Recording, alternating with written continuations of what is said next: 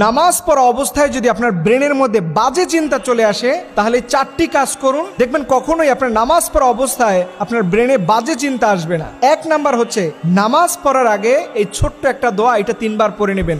আপনি পড়বেন আউযু বিল্লাহি মিনাশ শাইতানির রাজিম, এইটা আপনি হৃদয় থেকে 3 বার পড়বেন, দেখবেন আল্লাহ তাআলা শয়তানের ওয়াসওয়াসা থেকে নামাজের মধ্যে আপনাকে বাঁচিয়ে দিবেন। 2 নাম্বারে এরপরেও যদি মনের মধ্যে বাজে চিন্তা চলে আসে তাহলে মনে রাখবেন খিনজাব নামক একটা শয়তান আপনার কাঁধের কাছে বসে আছে।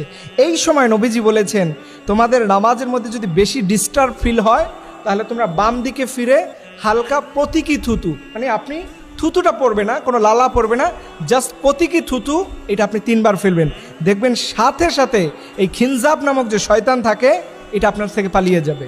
3 নাম্বারে আপনি যখন নামাজ পড়তে দাঁড়াবেন মনে রাখবেন এই নামাজটাকে আল্লাহ রব্বুল আলামিন দেখতে পাচ্ছেন, আল্লাহ আপনার নামাজ দেখছে। এই ফিলটা যদি আপনি জাগ্রত করতে পারেন দেখবেন কখনোই আপনার নামাজের মধ্যে কেউ আপনাকে ডিস্টার্ব করতে পারবে না। মনে রাখবেন আল্লাহ আপনার নামাজ দেখেন।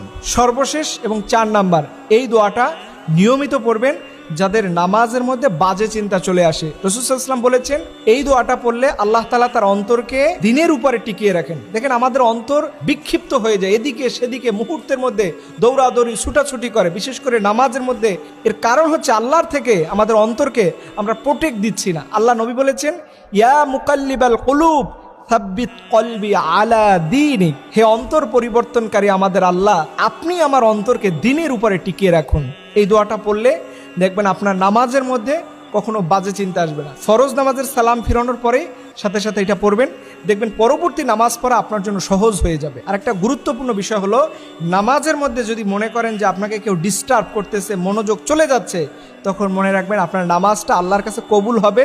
এটা যাতে কবুল না হয় এর জন্য শয়তান আপনাকে ডিস্টার্ব করতেছে, আপনার মনোযোগ এদিকে সেদিকে নিয়ে যাচ্ছে। এবং বিশেষভাবে নামাজের আগে মোবাইল ফোন অন্যান্য ডিভাইসগুলো থেকে দূরে থাকবেন, একটু জিকির আজকার করে